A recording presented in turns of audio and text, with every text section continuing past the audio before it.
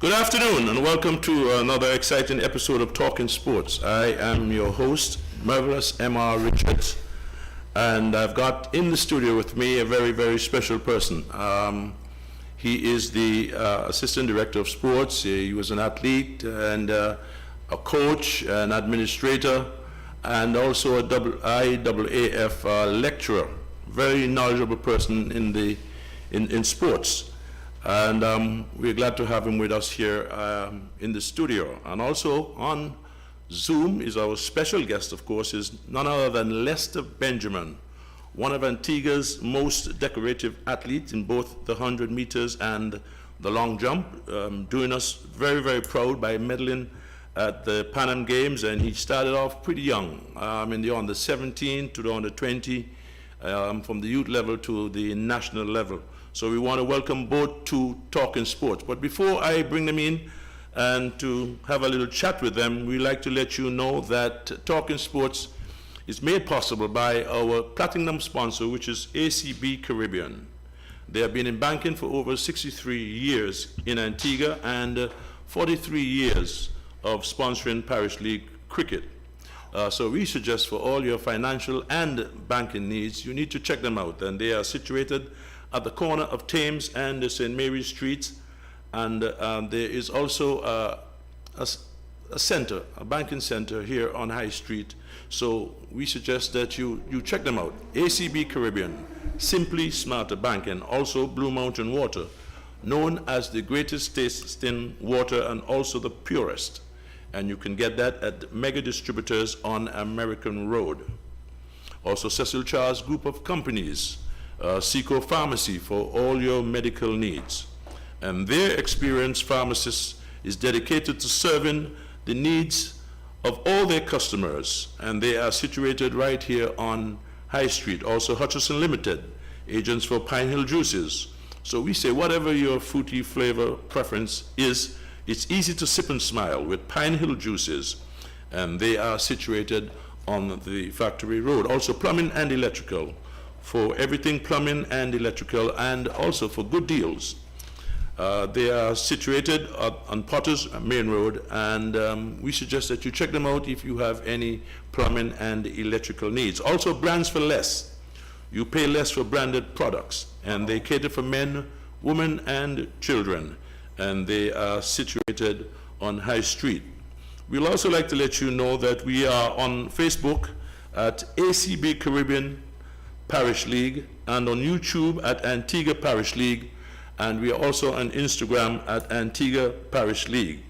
We are coming live on CTV channel 8 here in Antigua, and our Zoom ID is 636-015-0303. That's 636-015-0303, and the password is 12345. Very easy. And our WhatsApp number is 776-2866. And we are asking you to like and to share with us. Well, now that I've gotten that out of the way, let me welcome both our guests to Talking Sport. Welcome, Joachim, and also welcome to you, Lester. Thank you. It's a pleasure to be here in studio sitting beside you today. Mm-hmm. Well, we're going to let Lester sit a little just to hear if he doesn't know exactly how it all started for you, Joachim. At what age and where did it all start for you in track and field? In looking back, I started track and field in 1981 at 21 years old. As an old folk, old guy getting involved in track and field at the age of 21. Mm-hmm. It all happened watching Lester Benjamin, Jawali, and Jawato getting beaten up by St. Kitts right in recreation ground, and I always have a passion for sports. I never got beat in St. Kitts. Yeah, we beat them in St. Kitts. They came and beat us, and then we went back and beat them. So that was gratifying for us. We took home away from home. But yes, as I said, it was the Leeward Islands Juniors, and those days we had some very, very good rivalry. St. Kitts and Antigua, and St. Kitts, Tartola came in, and did some good thing, but it was Antigua versus St. Kitts, and of course our very own Lester Benjamin was fighting with Winston Eddy of St. Kitts. Those were the two individuals who fought, battled, down to the very end. But I think 98% of the time Leicester came out the winner. However, in watching the Leeward Islands juniors in recreation ground, I saw Jawali and Jawato, and I think, Leicester was on that relay team. We got beaten from St. Kitts. I think we had a little fumble, but we had a better team. But on that particular day, we lost the 4x1, but we won the 4x4. And then after that, the guys then went back in training because they were preparing for Carifta. And I used to work at the post office, and one afternoon I went up there, see Leroy Williams coaching some athletes, deceased, bless his soul. And I just started running around in my post office uniform, and then he said, "Who's that guy? Who's that guy?" Yeah, Joali, who's that guy? Who said that? Leroy said that, yeah. So anyway, he came to me and said, I'm 21, I'm working. He said, "I want to train you." He said, "Yeah, just like that?" He said, "Yes, okay." And then after that, we trained for just about 3 months. My neighbor, Hayden Joseph, we called him Pharaoh then. He was the 400-meter champion, national champion, and within 3 months I dethroned him, and he just started from there. The same year, 1981, new to track and field. I ended up going to Santo Domingo with our team to run in the Central American and Caribbean senior game. But then I wasn't really running before that time because I didn't qualify for the 400. I used to run 400 as my main event, but my coach always pushing me into the 800. So I ran the 800 against the great Juan Torino, only to feel the dust and the smoke from the first 20 meter of the phenomenal Juan Torino. And then from there, it just kicked off. I went to Guadeloupe the same year. I won the 400 there. And then the next year I started training more serious, and then I took off from there until I got an injury in 1983.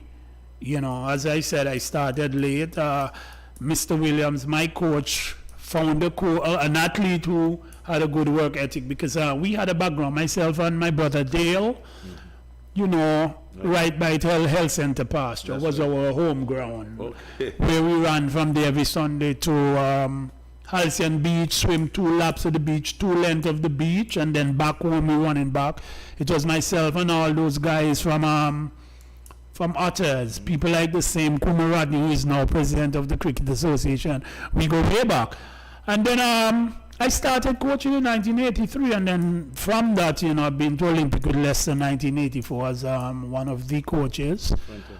And then from there I take off. Mr. Brand pushed me a lot. In 1987 I went to St. Kitts and did a level 1 course where I passed, and I was very successful in the high grade.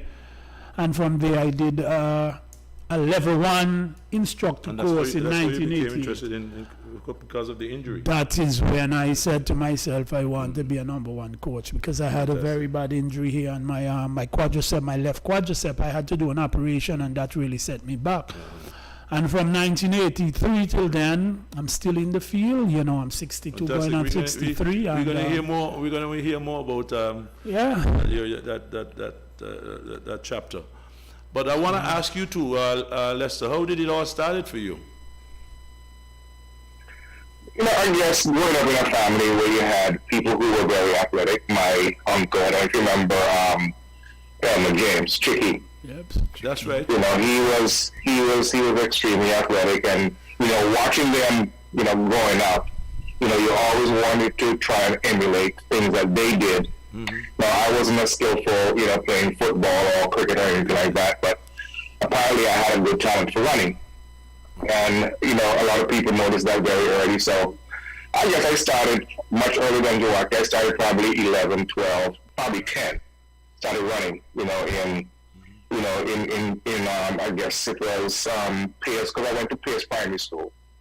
I started running at Pierce Primary School. I think that's where I had my first meet. And then it just continued, along those lines. And, things I have to mention is one person who went to grammar school. Cranston.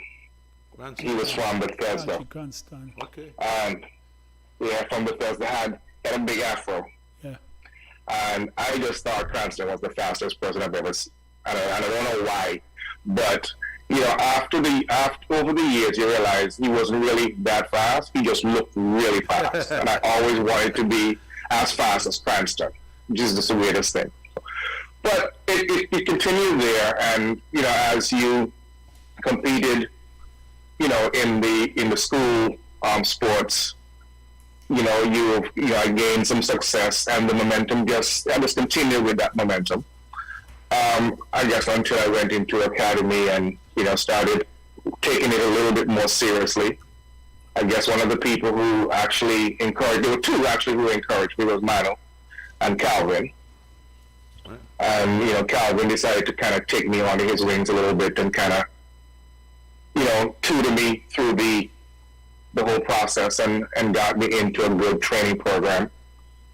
And I guess after that, after academy, I guess got a scholarship to the University of Georgia, where I was a SEC champion multiple times. I was a NCAA champion on 2 occasions.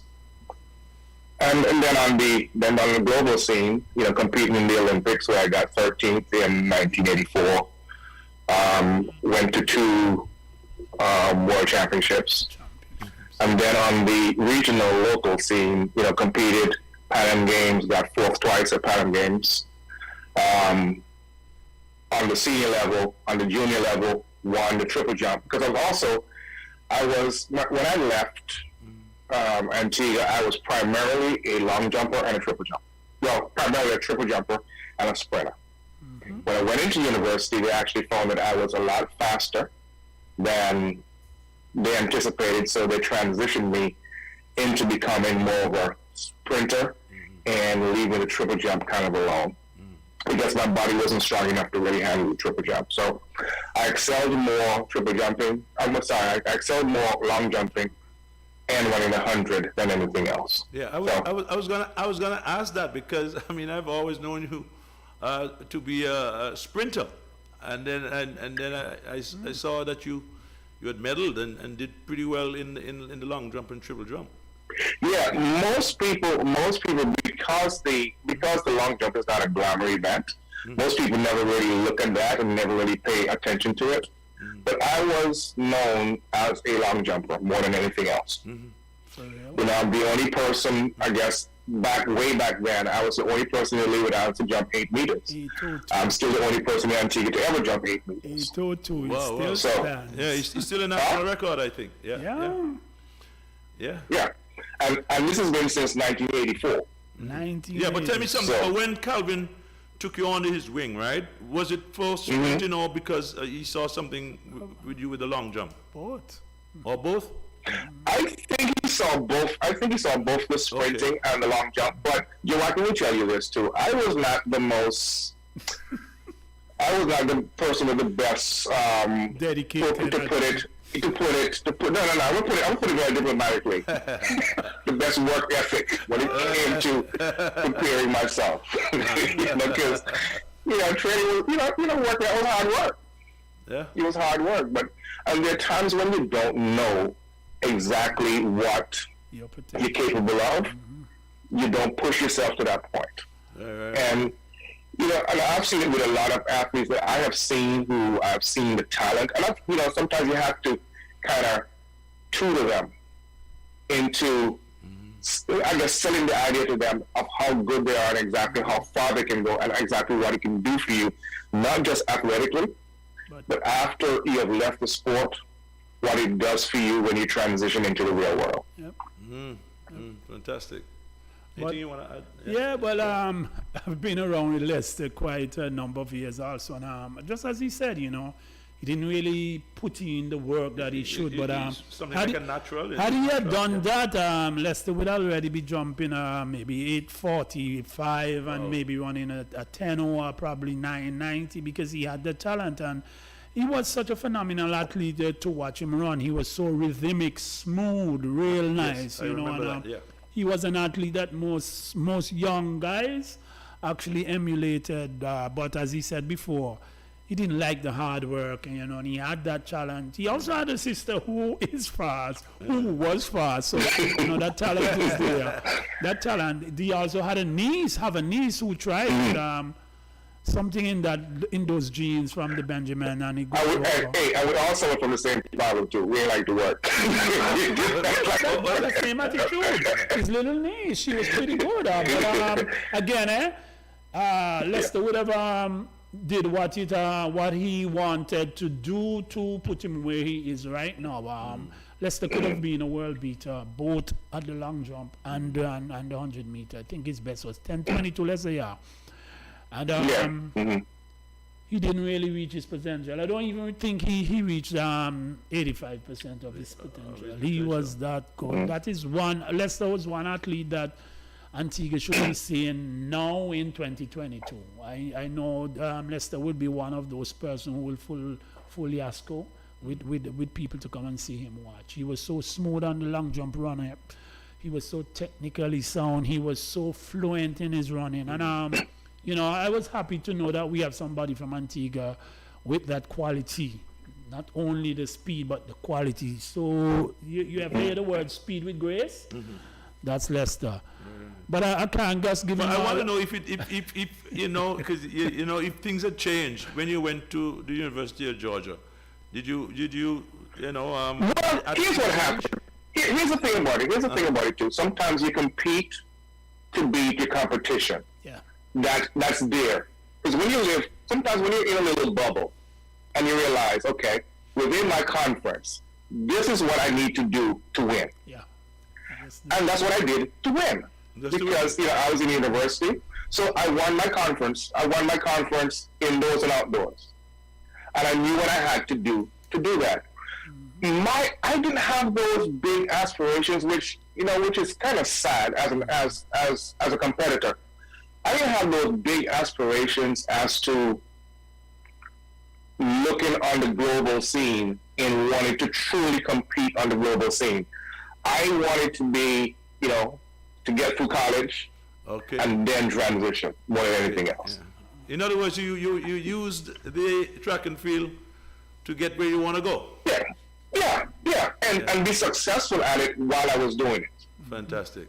So, and that was it for me because the guys who competed on the professional level, and you saw what they went through. Yep. Because one of my best friends, when I competed, he was a professional then. Mel Latney, who was the number one. He was a number one U.S. sprinter back in the, I would say, early to mid '80s. Okay. And I would see, because he would be on the track with us working out, and I would see the kind of work that he put in. Yeah. And I would look over and say, "There's no way in the world." No way. Not Lester. I was going to do that to myself because he put in. He was truly dedicated. It's not that I did not know what it took to do that. I just didn't want to do it. And it's kind of sad to say it now, but it's the kind of choice that you make at that time. No. I understand. Yeah. But Merv, just to add a little to what Lester just said, because he was that good early in Georgia. He actually got endorsed by Adidas, and he still keeps very good liaison with Adidas. Okay. He was that in the days. The funny thing about that, Joachim, is that, and I'm glad you said that, Joachim, as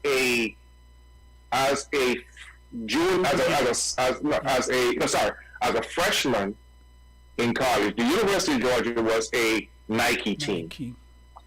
And the Adidas saw me and they decided, you know what, we want to give him gear.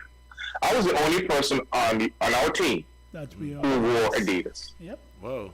So the school never had to really furnish me with shoes. Now, the clothing was different. But shoes, I stayed with Adidas until, it's going to sound funny, up until last year was my last pair of shoes that Adidas sent. Yeah. So they always, I stayed on a promotional list with them until last year. We often hear of other things in the shoebox besides shoes. I always got him back. We hear that in basketball, you know, and rightly so. I mean, these guys have put out so much, and I still have those footballs here up to now. I still have those footballs. I have not said. I know. I was going to remind you about it because I do know that you're a man that has a good memory.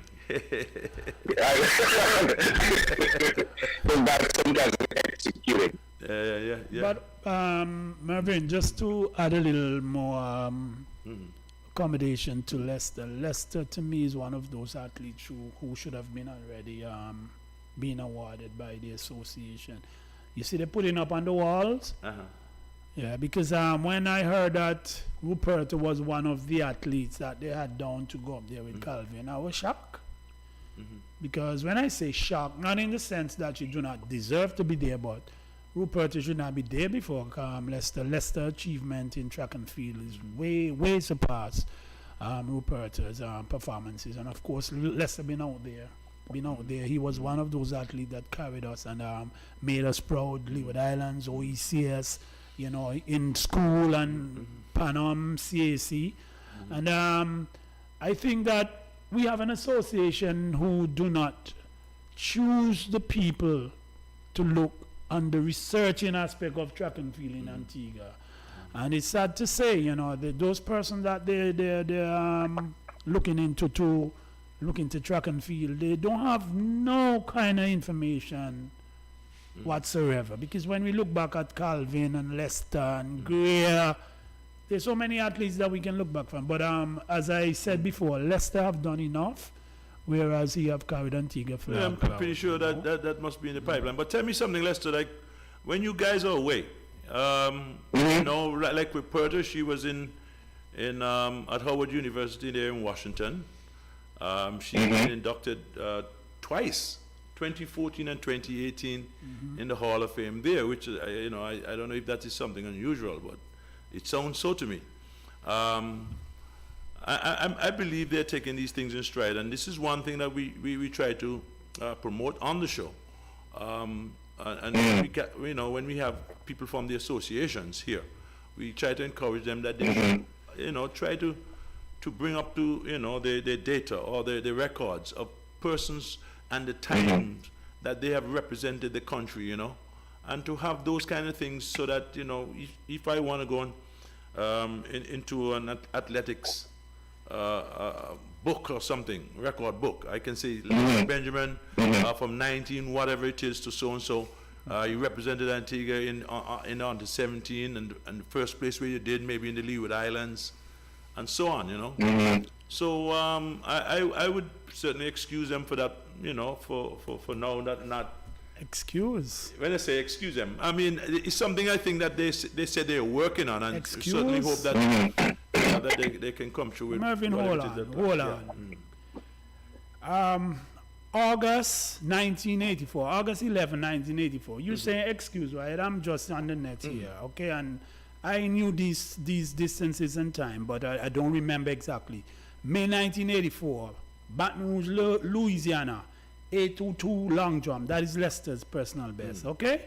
That's when 1984. That same year he went to Olympics. 1985, 1028 the 100. 1984, 1033. I'm on the internet. I'm on the internet, and I can give you a string of his jumps, you know. Going way back, you have the 802, you have 789, 789, 797. Nobody from Antigua have reached these distances yet. The best, I think, is 740, 40 something. No, a young man jumped 759, right? Yeah, numbers like these going way back and consistent numbers, and you look at the position.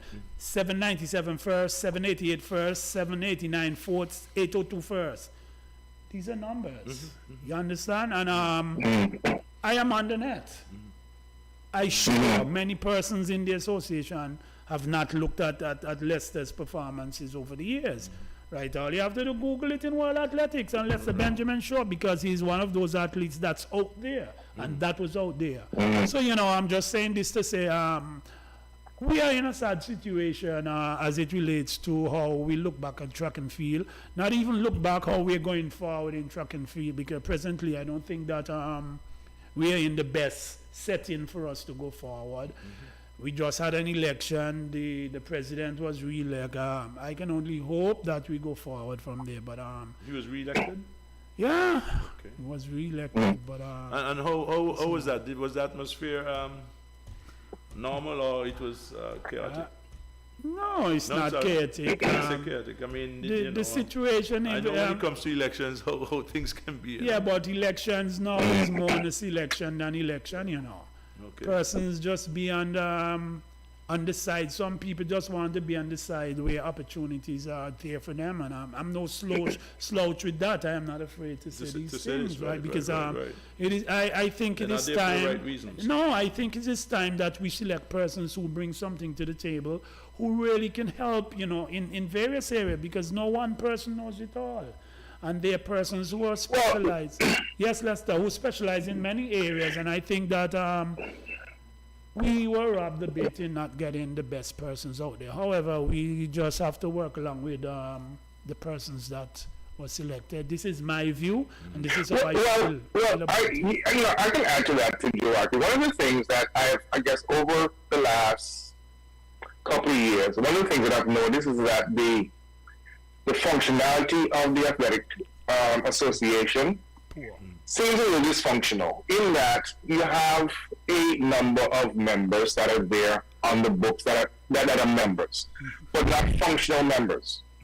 Anytime you have an association that has just a limited number of people in there, Yep. the ability to truly collaborate becomes a lot smaller. Yes. And until that is opened up, so you can have more people being able to collaborate, you're gonna have the same results. And it's just reality.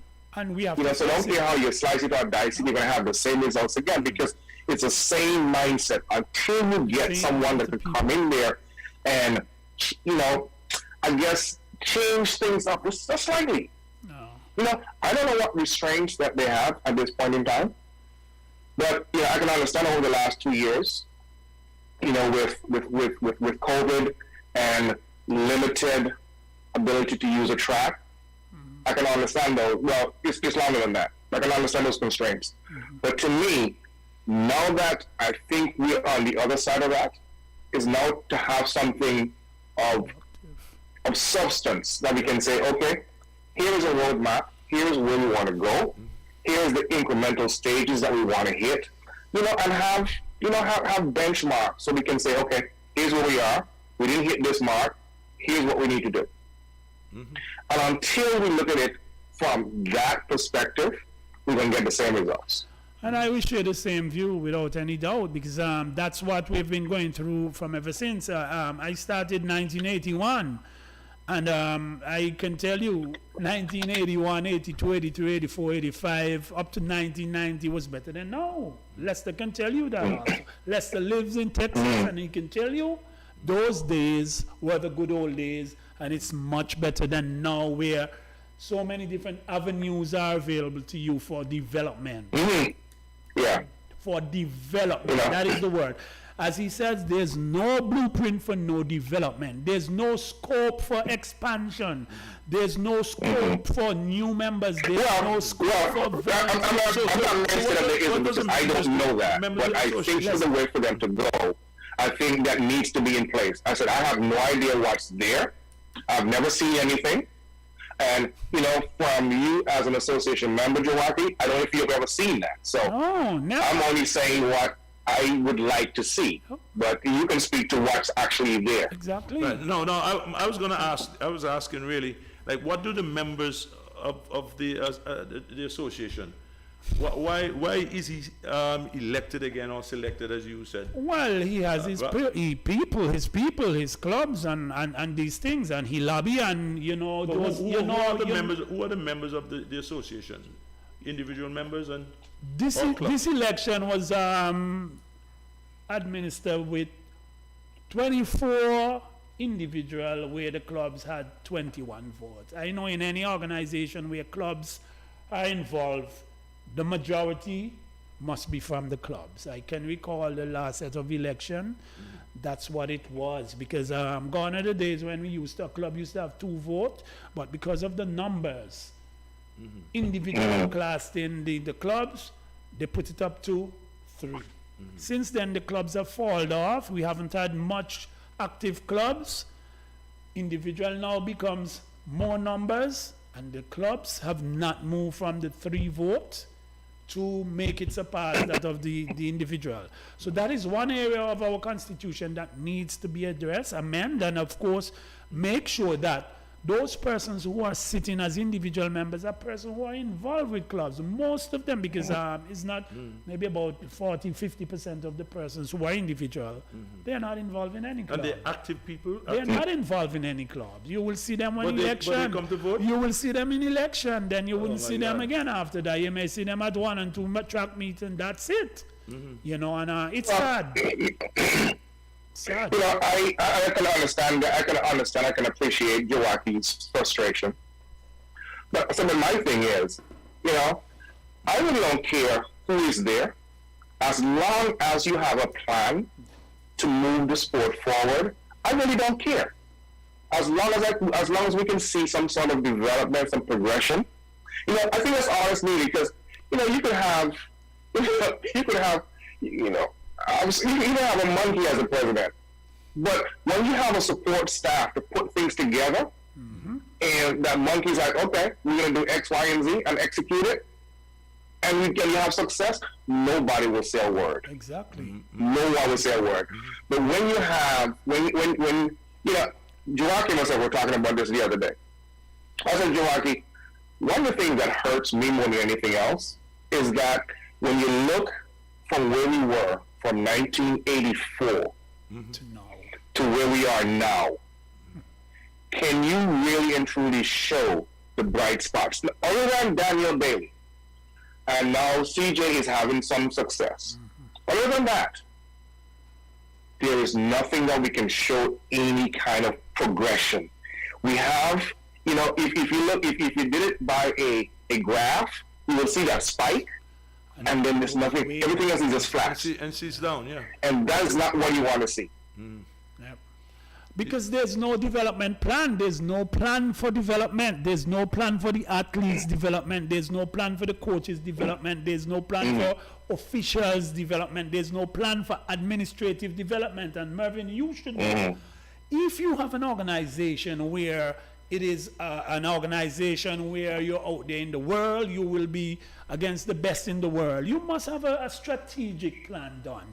We know Olympic is every 4 years. We must have a 4-year development plan towards Olympics, a 1 development plan towards Carifta every year. We don't wait. Listen, today is what? The 28th of February. And we have not sat down and spoke about Carifta yet for the year. Carifta is this year.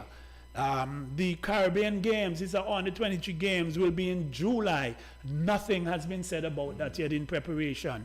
Commonwealth Games is in June. World Championship is in June. CSC Games, July, those 2 games. CSC Games is there to come up. World Juniors are there to come up. And we have not sat down and discussed any one of these games as it relates to what are our plans going forward. How are we going to approach these athletes, these games? How are we going to get our athletes prepared for these games? What are we going to put in place? What are the action plan? Where are we going to find monies? Things like that. The whole shebang. Where are we going to look at development meet so as to get these athletes prepared to qualify for these big games? And nothing of that sort have been discussed with myself as a coach, and I have not heard it in any association meeting so far for the year. So Tell me, anybody that was running on the for position on the association, do any of these persons have plans of what you're talking about? Oh yes. That should have been in the position to do more.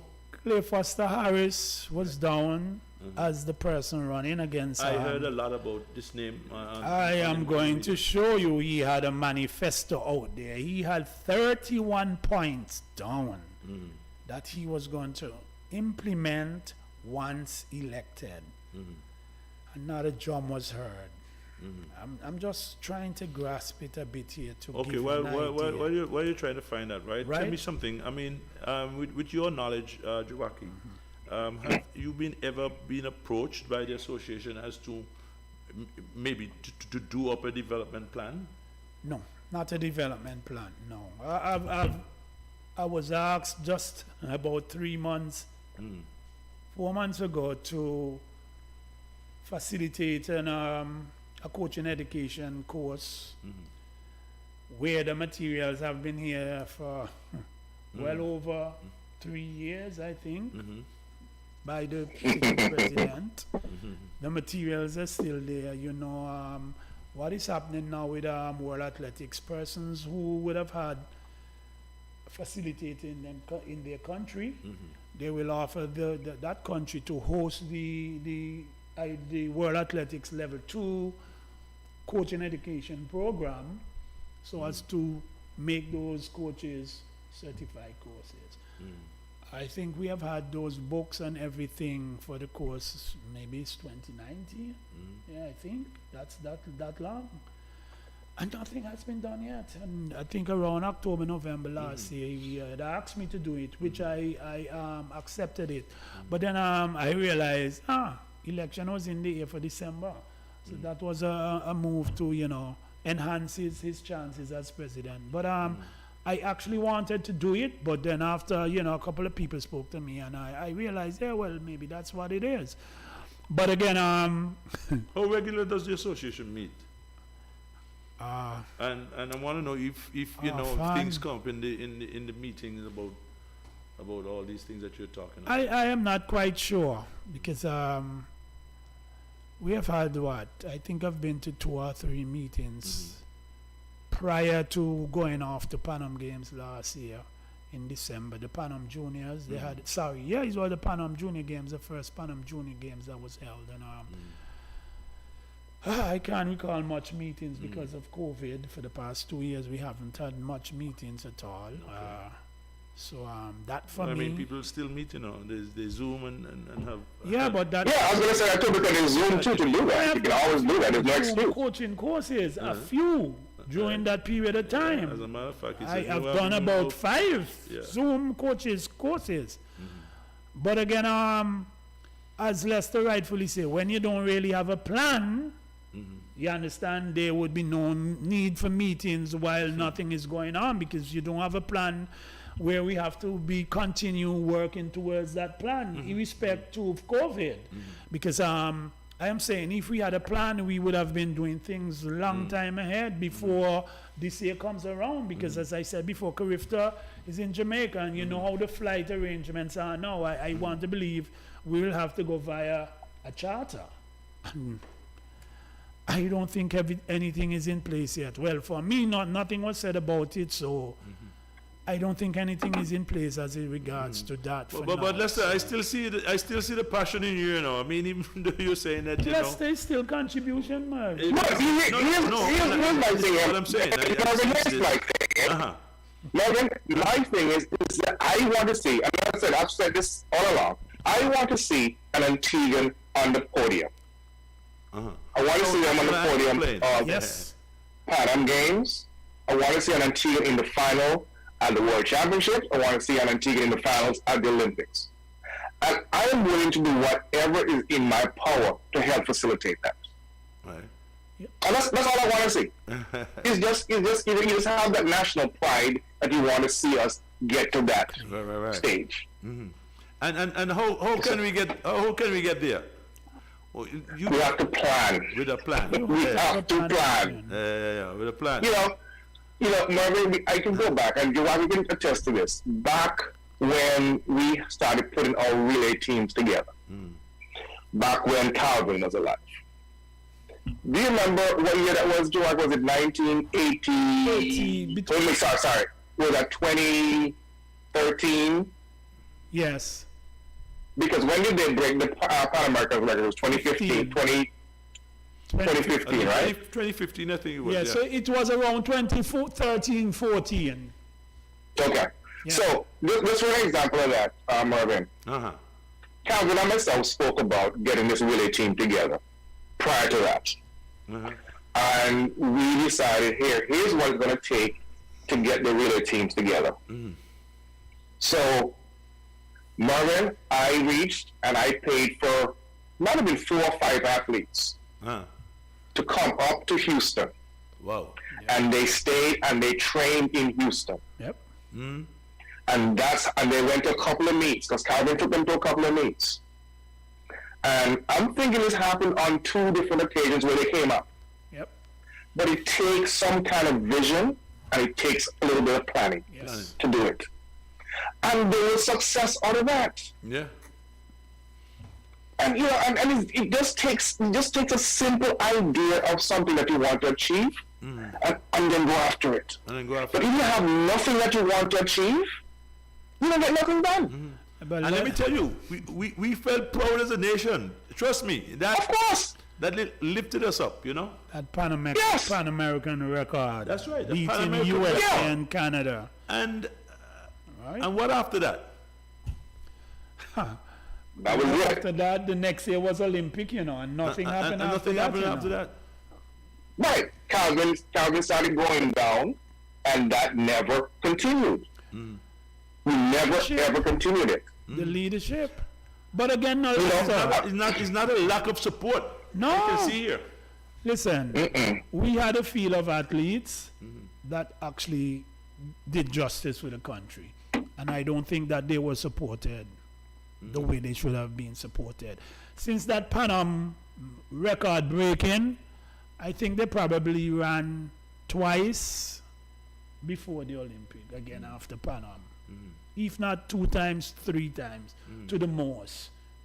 The government even gave the association $100,000 to facilitate the relay team, and they never really assembled or anything. That same strategic planning that Lester spoke about himself and Calvin put in place, it is still open to us all now. Because we have good contact with this guy Eric from St. Kitts in Texas. Lester lives in Texas. And there's no attempt made right now to even facilitate, because there's some meets going on now to try to get the athletes, prepared, where we can put 3 or 4 persons together. One of the first things you have to do is do we have the athletes in place first of all to be able to do that? Pardon me? Go right Do ahead. we have athletes who are of that caliber right now that we can say, okay, we have a group of 6. So let's work on this 6. Let's develop this 6 and transition them to that point. If we have that, I would say, of course, we should do that. But if you don't have it, you have to work on something else. Well, that's what I'm looking at. We have about 3 youngsters. We still have CJ. We still have Jared Jarvis. Richard still trying to think. I am not sure what Daniel is up to. Yeah. What about this He's guy still Wall? here. What about this guy Wall? I haven't heard much about him for this season. right. I am not sure what he's doing. I haven't heard a thing about him for this season. So I don't know if the association have already reached out to him and find out what he's doing or anything of that nature. But what I'm saying, we have some youngsters out there. We just have to try to get them together, pull them together. Let's see what we have, because Jared Jarvis is one who have been on that same record-breaking relay team. Correct. That's correct. Jared Jarvis and Lester, and you have we have about 3-4 youngsters that we can push in. Yeah, I'm telling you, we have athletes out there. There's one Darian Scarrett in Jamaica training with Blake. We have a Barack Matthew here. We have next one, a young man named Daniel Bryan. We have Richard Richardson here. We have Jared Jarvis here. Just to name a few. And those are young men that we can start to implement in a team.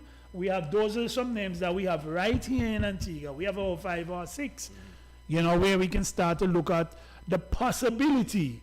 But then we must facilitate these said athletes, especially those who are here, with a few little meets outside of Antigua, so as to see how we can start to, feel a team surrounding CJ and Jared as the 2 veterans, and as a senior one. So, but as I'm saying here, this is strategic thinking.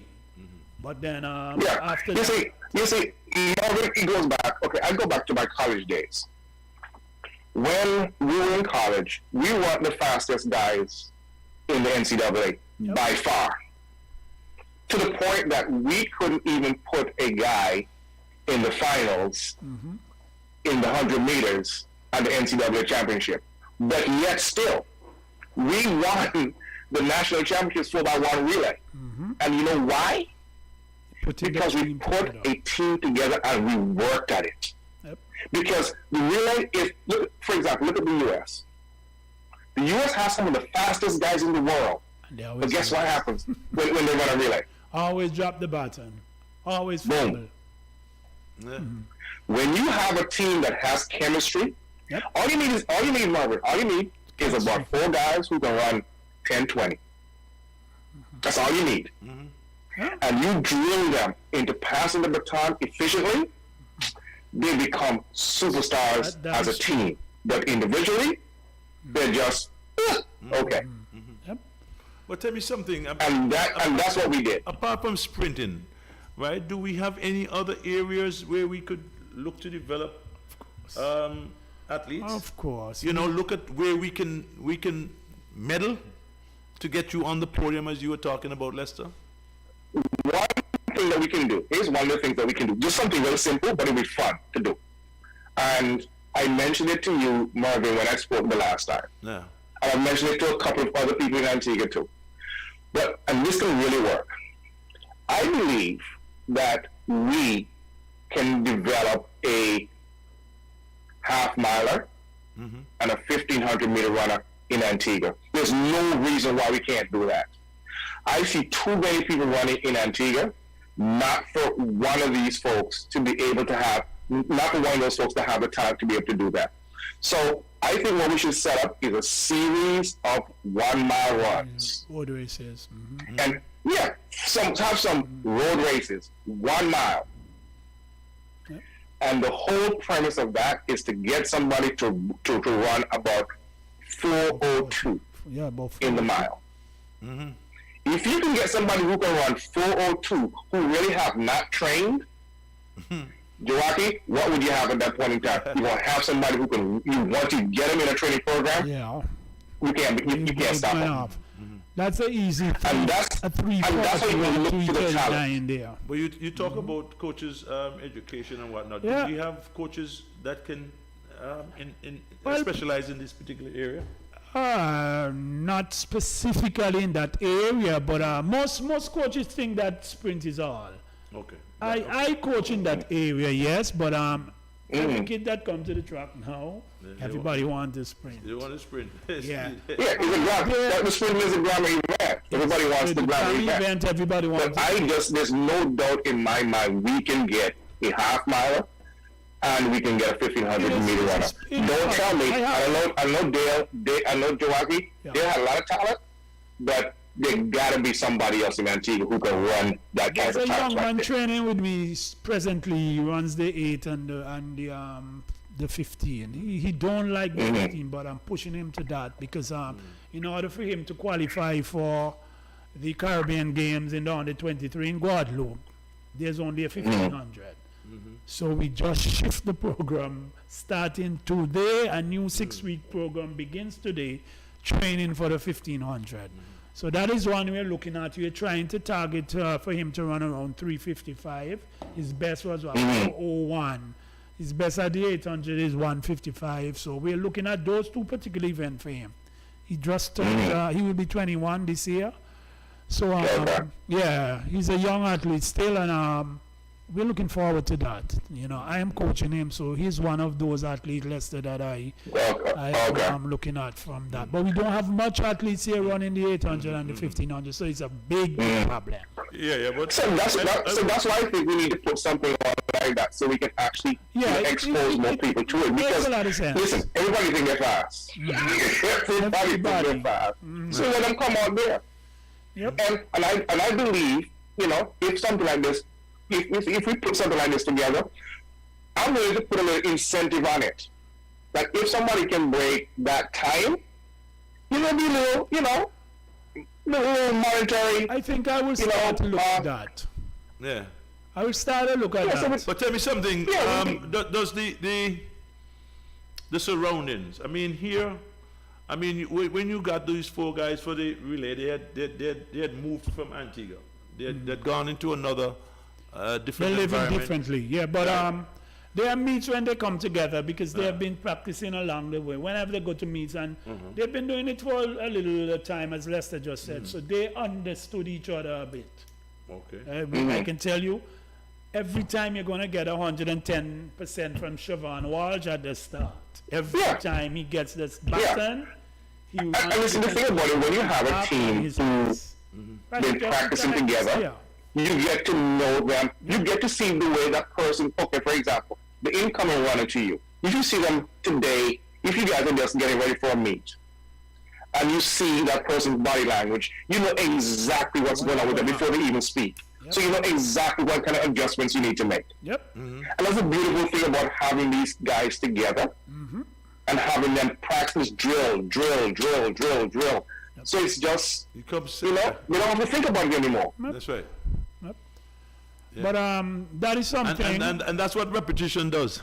Exactly. Yes. That's the memory. Yes. Whenever you hear somebody with a bumper to you, what you need to do. But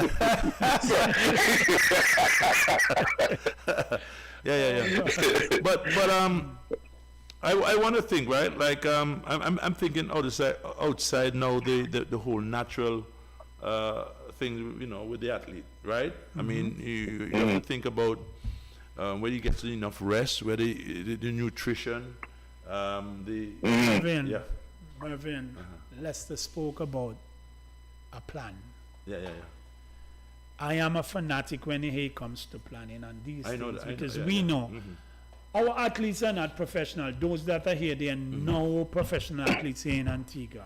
They have to put in twice as much, not twice, thrice as much as those professionals. And they do not have what is required to facilitate supplementation. You understand? So one of the biggest things that we need to start to address in all sports, 2 of the biggest things, supplementation, strength training.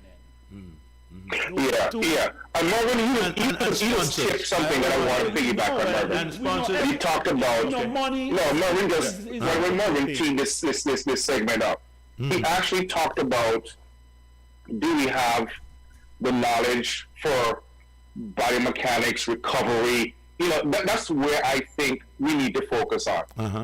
You know, one of the things that we didn't have when I competed, when Joaki competed, we didn't know nothing. After you have a 2-day competition, you run rounds one day, we had no idea what we needed to do to recover to compete the next day. So when our performance weren't as good as the first day, people would complain, oh, he's not in shape. And that had nothing to do with it at all. It had to do with, we did not know. You need to be iced, you need to be massaged, there's certain things you needed to do. We never did it. Now we have those things in our toolbox. You know, Joaki knows these things. You know, we have them, it's all available to us. So we have no true excuses why we can't develop, because we have just about everything that we need. We just need a plan. And he's right. That plan. I think we need a plan because just as Lester rightfully said, when we were running there, we didn't know anything about ice bath and these things. But you should have known a little through football. Ice bath recovers you. You do the ice bath, you get a massage. Right after your race, you jump on the table, you get your massage, and then your ice bath. You go and get your protein within half an hour after everything, your electrolytes, and then you are ready for the next day. These are some of the things that, you know, and the association does not have anything in place to facilitate these areas. We talk about the support cast, the massage therapist, the physiotherapist, the strength and conditioning training, right? The nutrition. All these are things that are required because, like you and I know, the athletes them work. Some of the young athletes don't even have 3 meals a day. So you know how that is. We have to supplement them in order for them to get the energy to put out the work. That's right. Right? They Absolutely, absolutely. Because, especially when you that track up there and they've had a hard day of working out, and then some of them have to go and actually work the next day. Exactly. They need to get their bodies to recover so they can improve. Right. These are some of the things. These are just some fundamental things that are needed, for us to see some sort of improvement. Because you can beat a cow, you can beat a donkey all day long. If the donkey don't want to move, the donkey ain't gonna move. If the donkey ain't got no energy to move, he can't move. He won't move any faster. So, and that's what happens with a lot of these athletes, that they hit a wall where they can't get any better, and it's not because of not having the talent. It's just not having the resources and the proper planning in place for them to be able to recover, for their muscles to be able to recover, to be able to come back the next day and put in more work so they can actually get better. And Giovanni was correct. We need to be able to put them into a good weight program. That is so very, very important. Yeah. No. If you're going to run for an entire season, if you're not strong enough after the first couple of meets, that's it. You're done. Okay. Now I want to bring the NOC into this, right? Talking about the plan. If the association could come with this plan and present it to the NOC, right? I would want to think that the NOC would be in a position to assist. Of course. With this plan. Let me tell you. Well, go ahead, Giovanni. You go, Lester. Go for now, and then I'll pick up after you. Go on. So when you look at the NOCs, what they spend on sports, I guarantee you that track and field gets by far the biggest share of that pot. Okay. Just because, for one reason, track and field is more visible than just about everything else as far as the Olympic Games in our region. That's a sport that everybody sees. As far as when they think of Olympics, they think track and field. That's right. So that's where most of the money goes. So there's no doubt in my mind that if given that opportunity to say, okay, here is what and I said, I don't know this. Maybe at some point in time, because I'm not part of the association, maybe they've done this, and I don't know. Right. But I'm hoping that it's something that's in the pipeline for them to do, or they have done it before. But present, okay, give them a plan of what you want to do. I'm saying you do it like this year for next year. That's right. Because to me, starting now, it's just a way, this year is done. You're going to add hoc whatever you need to do to get through the year. But you get that plan in place today. You say, okay, you get you get the government involved, you get the NOC involved, you sit down and say, hey guys, here's our vision for the sport for the next 2 years. Here's what we can provide as far as facilities, funding, whatever we need. Here's what I need your help with. If we sat down and did something just as simple as that, I guarantee you those stakeholders would jump on board all day long. Yep. Because everybody benefits. Without it, that means that they as we are saying, as the chorus of this whole song is no planning. No planning. But just to support what Lester just said, today is the 28th of February. March begins tomorrow. Carifta is the April 18th to 20th. Nothing is in place yet for Carifta. A little over a month. CAC, you have our World Under 20 in July. You have Commonwealth Games in July. March to July, how many months? You have World Championship in July, August. You have World Indoors in March. Not a drum has been heard yet. We are preparation, we are planning, whatever for those games yet by none of the local coaches. I don't know if the others have heard, but I haven't heard anything. I'm saying this to say, we could have sent a couple of people to World Indoors. Joella lied, yes, she's done pretty well. she could be going to World Indoors. Well, that'll be kind of difficult, Joachim, because she has a conference. Nationals. I watched her run. I actually watched her run this weekend. I was in the SEC meet. Yeah. She ran there, and then she has to run 2 weeks in Birmingham, which I'll be in Birmingham to watch her compete again. Okay. All right. So that is a no-no. So it will be hard. But what I'm saying here, Lester, there's nothing in this. They have not sent us or spoken to the coaches, say, listen, this is what you're working towards, blah, blah, blah. As you spoke about the NOC, the NOC responsible for games, CAC Games, Pan Am Games, Olympic Games. They will, Commonwealth Games also. Once you have a strategic plan, there are some funding available to assist athletes.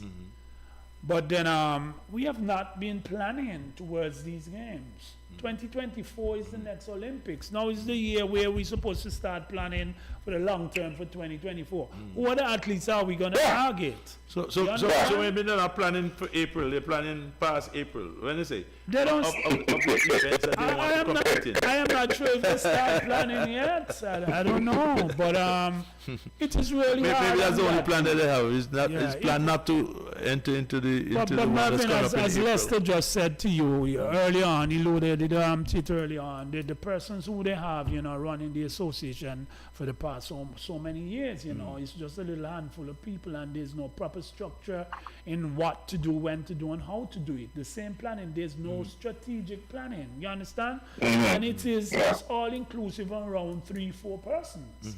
When you have people in the association, other persons coming to vote, and then after the election, where they gone? I don't know. So I just hope that I hope the ears outside are listening. The news will go back to the executive. But I know Stone will be throwing. But my back is broad, you know that. I am not afraid. I am standing up for the athletes and for the development of the athletes and the sport. From the time I got involved in 1981, as Lester said, and when I left it, start coaching in 83, we have not reached where we were in the 80s. We have gone backwards. This is what I found out. I've been looking at what we did before, and as Lester was saying about the graph, the 80s and the 90s would have been up, and then all of a sudden, just dropped, and then we just have one or two guys, just individual one or two guys. And that's not enough. Because we're not planning. What are the attitude of the athletes? When I say this, I mean, it seems like they're being given a basket to carry water, right? I mean, are they still optimistic? Are they still enthusiastic? Right here on home soil and abroad, we have lost quite a few athletes. Because of quite a few athletes, because of no support system in place, no structured it's a waste planning. of time they're doing what they're doing. And listen, we lost Miguel, we lost Rai, those two in particular, those two world-class athletes. We lost them because there was nothing to offer. You understand? When we found those, there was nothing to offer. Right? We have lost quite a few locally because of the same thing. A lot of young athletes have left because they're training, not going anywhere. I want to say something. I feel like let me say something. Let me piggyback on something that you're talking about, which is that people need to understand. Okay? As a coach, you need to know when your athletes are going to compete so you can peak them. If you don't know, He's right. you just don't have you're going to be training.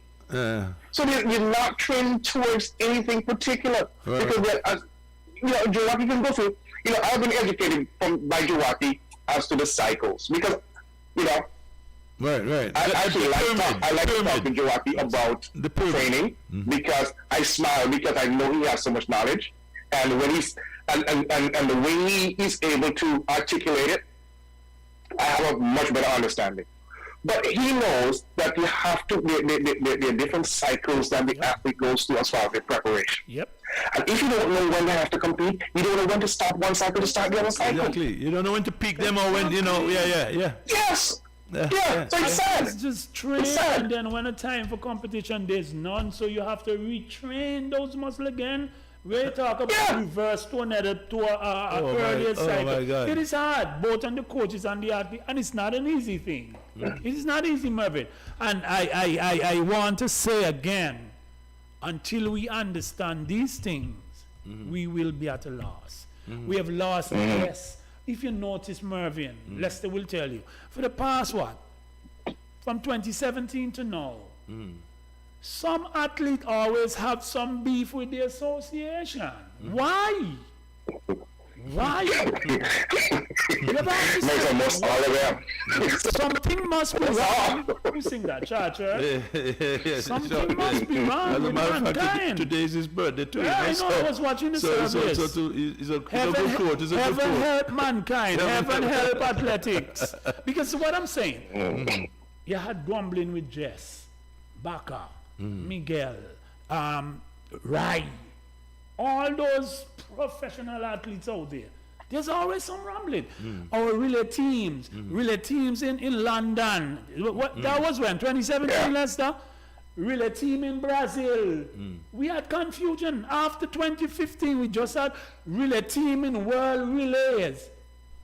Some started grumbling, keep going on and on and on and on. I want to say this here now too, Joachim. Well, Heather is the director of sports. She was in athletics. You are the assistant director of sports. Isn't there some way you can get the involvement of the Ministry of Sports? Let me caution you on that. Okay, yeah. Why? Tell me. I don't want us leaving here today with people having an understanding that the Ministry of Sports have a director of athletics and a deputy. No. Hold on. Wait, hold on. Allow me to finish. Go on. And a deputy director of athletics, because a lot of persons out there have already been saying that the only sports benefit on the director myself. But it's not. But I know that, and you knows that also. Right. But to be honest, I am glad you asked something like that, because every equipment that is up at Yasco is the government. The government have been facilitating us with those equipment. Yeah. But I think Hold on, man, Okay, because go on. you may not know. Every little thing where equipment is concerned is from the government. I'm going to say this to say another thing when I'm finished with this. The cutting of the grass in Yasco is government. Governments, okay. Any what you call it, security at Yasco is government. Fixing of the lights is government. The Ministry of Sports. So we are making our contribution. You are aware of that. But what I'm saying no, because of that contribution that you need to maybe call the association in, right? I mean, and also a plan, because I'm pretty sure that the ministry can make a decision as to the kind of support they will give if certain things are not forthcoming. For example, we need to know your plan so that you can't come maybe a month before you're supposed to travel and then want the ministry to support you with tickets. You can say, hey, well, we need to see the plan. We need to see the plan. And they must have somebody from the ministry to go and see that they are. Let's have a broad smile on my face. I'm Mervyn. Know why I'm But I'm thinking that's the way it should really be. That has been there since Pat White and then Mervyn, and then it goes on and on. But again, because situation, circumstances, the government will not turn down a national team traveling easily. You understand? Yeah, but we don't. You can't send people just. But Mervyn, to participate. Yeah, we have to. We know that. But that is the soft spot that the government will always have. We know that. Because we will not want to deprive the athletes the opportunity in not sending them. So that itself has its effect, whether it's negative or positive. It may be negative in the sense where there's no proper planning for these athletes, But positive in the sense that the athletes will get the opportunity to go, but they will not be at their very best because of no proper structured planning, nothing whatsoever. But I want to assure you that let's hope, and hear the word that I'm using, let's hope that going forward, voices out there are listening and carrying back these information to the association, because I seem to be a lone voice in the wilderness. I've been speaking about this, and I've been fighting, and people think that I am fighting. Well, but we talk about the problems. We need to talk about how we can help fix the situations, because that is always my thing. We can always talk about what's not right, but we can let's talk about how we can help fix the situation. I don't know if it needs to be where, as I put together a plan. And I said my plan would not be it would be a blueprint to start some sort of groundwork. Because I really don't know what restraints that they're dealing with there. I really don't know.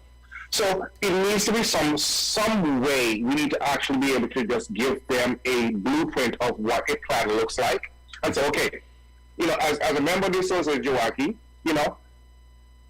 I would think that you would be chartered as a member to say, okay, guys, here's a plan that I've put together. If you want to sit down and discuss it, let's sit down and discuss it. If you don't, then you have done your part. Right. It is. And that's the way it should be. When we leave our... I have sent a letter to the association to become a member of the association. And once accepted, I will give that input as to here's how I think we can achieve certain things. I'm not certain what your goals are, but as a member, here's what I think I would want to see. If it aligns with what you want, then we can collaborate on it. If not, that's right. I did what I think we should do to be successful. Okay. And I think each member needs to have that in them as a desire to say, okay, here's what my input is. Here's what I'm willing to give you guys. Here's the direction I think we should go. Yeah. If it's not taken, then we can say, you know what? Hey. Okay, let me just say something. Let me just highlight you on something.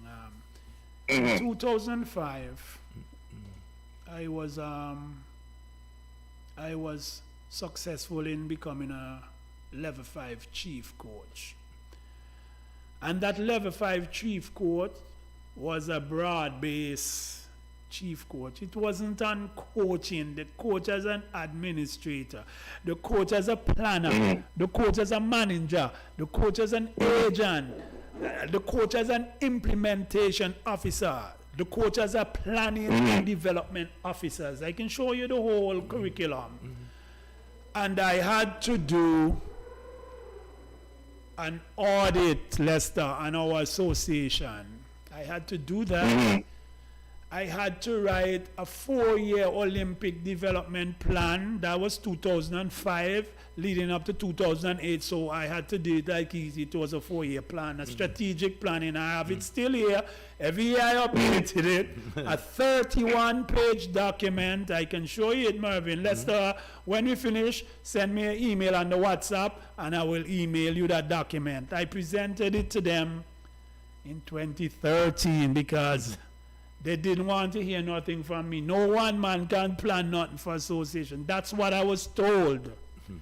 I presented it to them. By someone me, don't. They told you directly? Yeah. Wow, okay, go on. Yeah. And that was thrown away. You understand? Wow. Just what they taught us to do with the planning. You had an audit, you look like the SWOT analysis, the strength, the weaknesses, the whole SWOT analysis.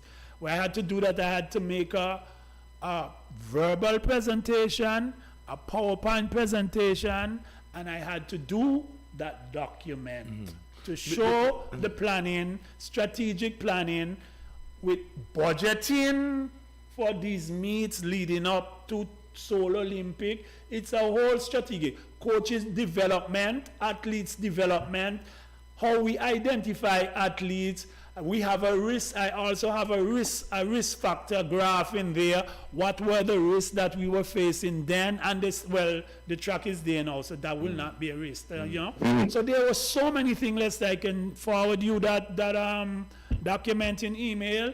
Let you peruse it, and then you can see, right?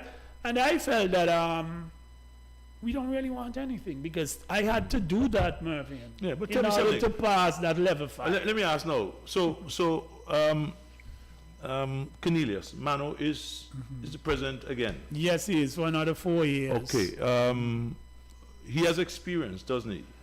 He went away on a scholarship, an athletic scholarship. I would want to think that, I mean, you know, the experience he would have brought back, and whether or not he did courses or not, that at least, I mean, he would have something that he could even start up and depend on technicians and no? I can't answer you on those. I don't know.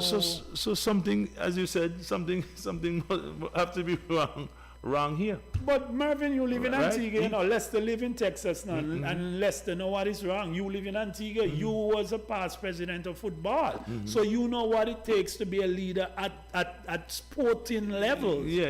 You knew all what you had to do, the support cast that you had with you, the things that you and your staff implemented. Notice what I said, right? You and who?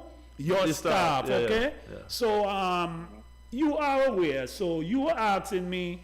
No, I'm just saying, I'm just trying to see because Exactly. athletics, look, I mean, look at Leicester. Sports is sports. Look at Leicester. Leicester now, he has a different position now, when I say, and athletics have gave him that. Yeah. As you And said, athletics, right? And still, athletics have given me this position also as deputy right, director. and so you think you owe something back to the sport itself. And we have been, And we have been barred from giving. What? We have still been barred from giving. Marvin, I can say this without fear. I hear you. Lester and I have been barred. Me plenty, and now me chat patois because all I want to do No, give I back. hear you. I have Yeah. a club, Mervyn. I don't take money from people to coach them in track and field. I've been you above all, and let's also know that I'm a national by heart. I know that. I have been I know. involved in national sporting organization using my physical conditioning knowledge in working with national teams for free. I know that, yes. All the years, I yes. just happened to get a little stipend with football 1 year, but I've been doing Yes, this yeah, since yeah, yeah. 1984 to now. I'm telling you. Netball, football, cricket, athletics, volleyball, basketball, you name them, all. And I did it from my heart as a what? A national by heart. Patriot. Yes. A real Well, yeah, and you know, It's tough. I'm with you when it comes to that. Now, one thing that's correct about that, you know. I'm not barred because I'm going to still give my 2 cents. Right? Now, the difference is that whether or not they take my 2 cents. Because I just can't truly idly sit by and just see the sport not develop. So there are times when I have conversations and we talk about, you know, how we can move the sport forward. But my problem is just that there's no movement. None. And you know, and there's so much opportunity there. There's so much opportunity to move the sport forward, and we're just not taking it. Let's And it hurts my heart to see it. It really does.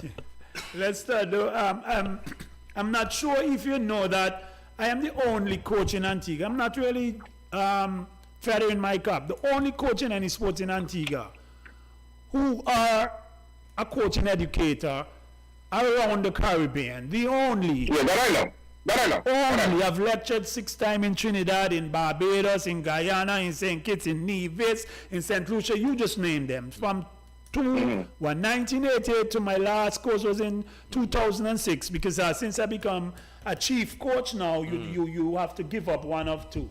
So I thought that position was a position that IWF had developed then as the person, as a technical director for the association, where you look at the strategic planning, and that person would have been paid via IWF a monthly stipend to facilitate the development of the country's athletic program. That was never ever utilized by us.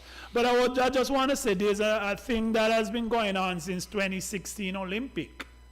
I don't know if you are aware, Mervyn, but the World Athletics have been giving countries $100,000 US for the 4-year Olympic cycle.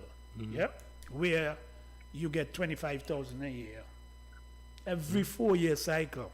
So now we're about 150,000 because 2016 to now is 6 years, right? But I don't know, if those money were used to help for the development of athletes. I have to ask questions. Yeah, or if it's in a bank account somewhere. Because 25,000 a year for helping with developing athletes it's not a lot. No, it's not a lot. But 25,000 can go towards some sort of development. And of course, as Lester said, if we plan strategically, there are games where NOC will have finance to help with that 25,000 to facilitate athletes. And if we plan strategically and look at the finances, if we go forward with putting forward a marketing and PR tool for track and field, we have CJ who is out there. We should be marketing him, use him to market Antigua. In the days of Lester Benjamin, we were lucky enough to get some uniform from Adidas, some good things from Adidas. Then with Lester, Baka was there. We never get a chance to gain anything. I am saying that when we have persons in those positions where we have never been endorsed by any shoe company. Every year is a different uniform. Every game we go, we have sometimes we go games with uniform from 8 years ago. Let's get you. Let's have it allow. In this modern track and field, we're going backwards. Go on and play, I'm saying. Let me tell you something. Even there was a short man. I think he was the president of Jamaica. Teddy Mako. Teddy Mako. He used to give me some boots to bring to Antigua and stuff when I was in Jamaica. Yeah, because and track and field too. Because Puma, these athletes, and they didn't only assist the athletes in Jamaica, but they had so much they could. Yeah, they could. I can recall because Coach Mills and I go way back. Coach Mills, I had gotten some things from Coach Mills' camp Adidas. Then from my club. From my club. I'm saying that Lester was in a position that he could have, but we never utilized the avenues that we have. But what I used to do though, one of the things that I used to do is that every year I came home, I brought a bag of shoes. I remember there was that. always a bag of probably, 20 pairs of shoes. Shoes. That, was just divvied up. I just gave, I said, hey, y'all give it to whoever can wear them. Yep. So that's what I did.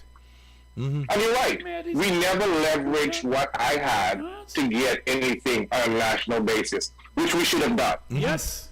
Because we think so granular that we never ever look at, a much bigger picture. Exactly. And that is part of what I think that's part of one of the biggest parts of our problems is that we never ever look at it from a really bigger global picture at all, other than little silos. Right, like you mentioned about the $25,000, right? I mean, even planning should be going into the $25,000. How are we going to spend that $25,000, isn't it? Exactly. Eh? Plus, even planning, But just as I said, how are you going to use that $25,000? You would have written to the NOC to facilitate those meets that you're preparing for also. So with that $25,000 and some assistance from the NOC and the government. You understand? You have something that you can work with. Yeah, that's what I'm saying. But there's no planning. Nobody knows what's going on. Where the money? But Jawaki, even to go further than that too, you have individual donors who are willing to give. I know. But there's nothing there but there's no plan. You can't give when there's no plan. Yeah. Some time ago. But what I realize here, we have been blocked by some persons from giving because of we don't have no proper planning, or you talk about accountability and all these things where monies are concerned. So I know quite a few persons out there who are willing to help, but they just refuse because we don't have no you proper... should make a list and contact these people. Once you have a plan and you even involve these people who are going to assist with the plan, I'm sure they'd be willing to go, you know, Well, whatever it is required to move it to where it ought to be. well, let's hope that the block that is there blocking is removed. Right, Lester? Yes, sir. Yeah, but how long is the cycle for is it I am another not 4 years? saying the president. No, I'm not saying that. But how long? 4 years. 4 years. 4 years. 4 yeah. years. Okay.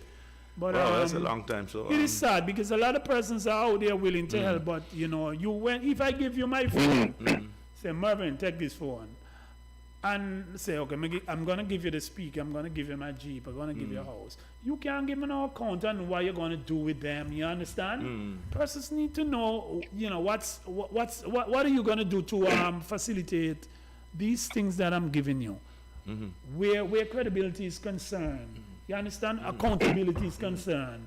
These are things, good governance.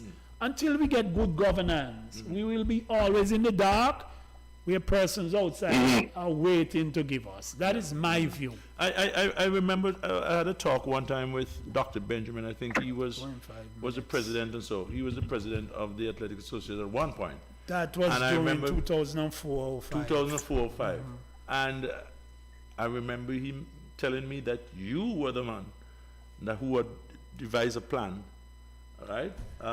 It's from the and I same know- system from IAAF. I hear you. So what That's what what become of I that? learned. What become of that? It That's- was working when Dr. Benjamin was Right, there. right. But he had some people think that everything for Dr. Benjamin is Jawaki. So if Dr. Benjamin has somebody in an area, who can do something to facilitate He's the utilizing- association, you use that You person. use that person. We have Lester Benjamin over in Texas. Lester is a resource person, well, Antiguan by birth, that we have, that we can turn to.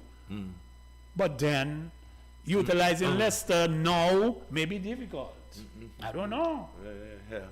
But anyhow, I see two. Hey, I'm still always willing to help. Yeah. As long as I know It's what good to our know that, goal yes. is, as long as we have a defined goal, I'm willing to help. Willing all day long. That is fantastic.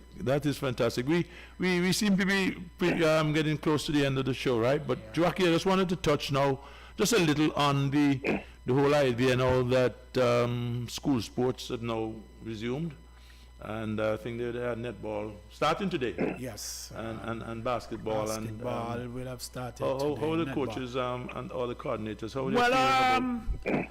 both netball and basketball is they are kicking off with skills competition, Okay. team skills, individual skills, which is not bad. Basketball are doing just as you would have seen the All-Star game in NBA. They have been doing this for maybe about 6-7 years now, Right. where you take a break right at the end of the season in April. You have an All-Star game. So now, because of the restriction with COVID, they have decided to implement it as a skills, just to facilitate that. And then later down in the year, maybe come Fantastic. July, we will have a whole group of guys training, looking forward towards future tours, whereas we use them as development tours. And the same thing is been done with the netball. Cricket will be playing T20, I think the second week in March. Volleyball also will be in March. Primary school football will be on the 13th of March, where...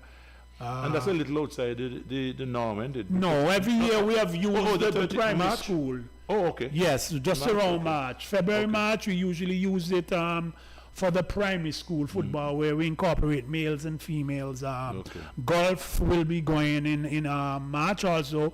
What else we have? Volleyball is starting on the beach next week, I think, yes. And then later on they go indoors. What I missed, tennis also will be starting off in March, Fantastic. going into April. So And everybody yes, seems we're to be happy. Okay, Yes, good, we're happy good, because good. you know the system that is in place for the school children. Right. Vax have a what it is twice a month testing, and we are, if the school have that, well, we having the same Fantastic. protocol, and we are really excited, looking forward to the commencement of school sports. Of course, we're hoping to have into school sometime around April. It won't be before CRIFTA as we usually do. But because of we're getting some athletes in preparation. Right now we have over just around 35 to 40 athletes with the school program now. There are 5 coaches in the school, have them training. Quite a few schools had their school competition, athletics. So we are excited, looking forward to those. And of course, we have not had into school for about 4 or 5 years now. So we're looking forward to it. Let's hope if not April, we can have it up prior our nationals. Fantastic, fantastic. Now, Marvelous Merv wants to give you Lester the last word. Well, I heard something. I guess I'm going to say something that Jawaki said very early. Jawaki said he used to run from your home to CNM swim with the president of the Cricket Association. Kuma, yeah. Yeah, we all did that. Okay. So I'm going to give Kuma $500 if he can run 100 yards right now. But anyhow. That's what you're so please pass it on to Kuma. Please pass it on to Kuma. You'd be surprised to know what $500 could do that man do, you know. He can give it to whatever charity he wants to give it to. I don't care. But, I think that we have, there's no place to go but up in the Athletic Association from where we are. And as long as we can put something of substance together and bring and collaborate a little bit more than we're collaborating right now, I think we can still salvage a lot within our track and field. And that's all I want to see happen. I just want to see us being able to put our heads together, because we have done it before. Put our heads together, come up with a plan, and just execute the plan. And I would love to see the same thing, Lester. Yeah, and that's all I want to see. That's all I want to see. I don't want to see anything else. Personnel. Fantastic, fantastic. But again, in order for us to be successful with that, we have to look outside the box, because the association don't have all the answers. The association do not have all the answers. Yeah, well, because here's another thing I think we should do too, as an association, to help it really grow, is you have an outside, I know you have an association, but you bring people, and this is the conversation I had with some other folks about the athletic association, things that they can do, is bring people like Mervin, people who have served at other associations, say, hey guys, what made your association function the way it did? And get ideas outside of our thinking, because what works for football, you can implement some of that certain things into track and field. That's right. I believe in cross-pollinating, and when you do that, you've got to make it better. My part. And until we do that, we won't have the same problem. My part in words is the president is an executive member of NACAC, which is the governing body of our region. Within that same NACAC organization, you have a lot of successful presidents from various countries where they have surpassed us in many things. I've already have international track where we first started it. And there are persons who the president rubs shoulders with every year, if not twice a year, 3 and 4 times a year. Nothing is wrong with asking. Right? You're right in the avenue where the development aspect of track and field is governed by the Caribbean board, NACAC, and once you can utilize those personnel, pick some brains, you come home and co-opt persons with the different skill set that is required to move us forward. And I thank you to be here. And I want to thank you to Jawaki with those parting words too. Thank you very much for coming and talking sport with us. I want to thank you to Lester for taking time, just to my pleasure. Talk with us also. Thank you all very much Yeah, appreciated. and So I want to say on behalf of our executive producer Taddy Ardenell, along with our sponsors, the good friends that have made this show possible: ACB Caribbean, Simply Smarter Banking, Blue Mountain Water, and from Mega Distributors, Cecil Charles Group of Companies, from its Seeker Pharmacy and Hutchison Limited, along with plumbing and electrical and brands for less. And of course, our able technician there, Auden, who has been operating everything there and making us look pretty good today. I want to thank you all very much for coming and talking sports. And until next week, Monday, when you can join us again for another exciting episode of Talking Sports, I'm saying bye for now.